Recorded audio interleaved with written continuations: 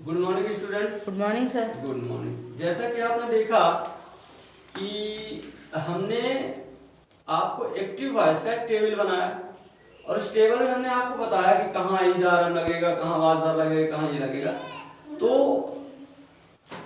Written English में grammatical error तो बिल्कुल नहीं चाहिए, ग्रामेटिकल एरर कन्वर्सेशन में भी ना हो, पर कुछ बहुत जो हम मोडास पढ़ते हैं ना, हमने हेल्पिंग वर्ब कहा था और हमने कहा था कि ये भी एक्सिलरी वर्ब ही है। क्या है? एक्सिलरी वर्ब ही है। और ये चूंकि एक्सिलरी वर्ब हैं तो इनका यूज भी सेम उसी तरह से होगा जैसे इज का होता है, जैसे वाज का होता है, जैसे वर का होता है ना। तो हमें क्या करना है, ये हमारे कन्वर्सेशन ऑफ इंग्लिश के बहुत ही महत्वपूर्ण मोडाल्स हैं।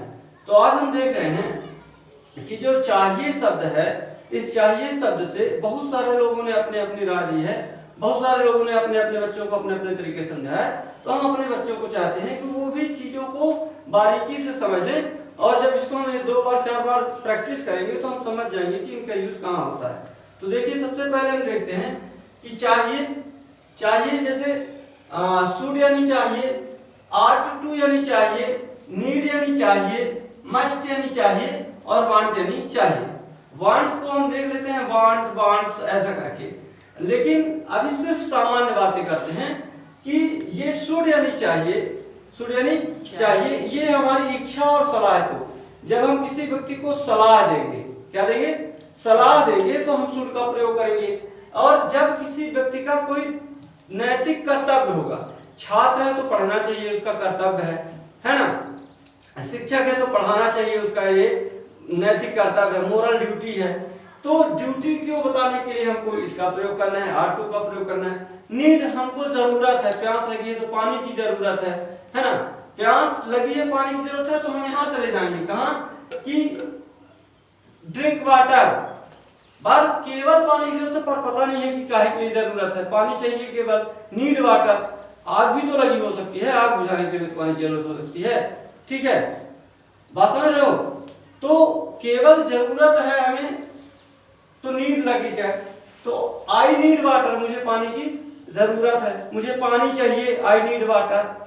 क्यों चाहिए इसका पता नहीं है, तो नीड का प्रयोग करेंगे। और मस्ट का अवश्य चाहिए, क्या है, जैसे किसी चीज को तुम्हें वहां जाना चाहिए, पर केवल जाना चाहिए से काम नहीं चलेगा।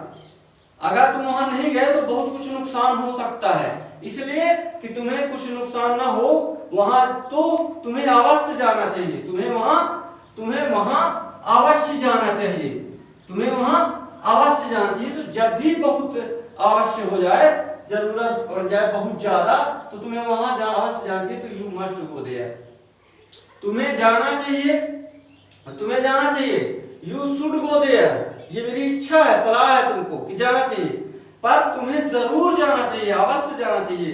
क्योंकि अगर तुम नहीं जाए, जैसे तुम किसी रिश्तेदार में तुम्हारा बहुत खास हो, तो तुम्हारे बिना वहां काम बिगड़ सकता है, तो यू मस्ट गो देयर। अगर तुम पेपर का टाइम है, आज हिंदी का पेपर है, पर हिंदी का पेपर देने तुम नहीं जा रहे हो, तो तुम्हें कहना पड़ेगा क्या, मैं तुम्हें कहूंगा कि यू मस्ट गो देयर, तुम्हें हिंदी का पेपर देना चाहिए, तब तो हिंदी का पेपर दोगे तो पास होगे, बाकी में क्या। तो ऐसे ही वांट, तो वांट क्या है, वांट का भी मतलब होता है चाहिए। तो कहां, अगर हमें विद्यालय जाना चाहिए तो we want to go to school, हमें विद्यालय जाना चाहिए। सामान्य तरीके से कोई भी चीज चाहिए यदि हमें, तो हम वांट का प्रयोग करते हैं, है ना। I want to drink water, मुझे पानी पीना चाहिए। क्यों?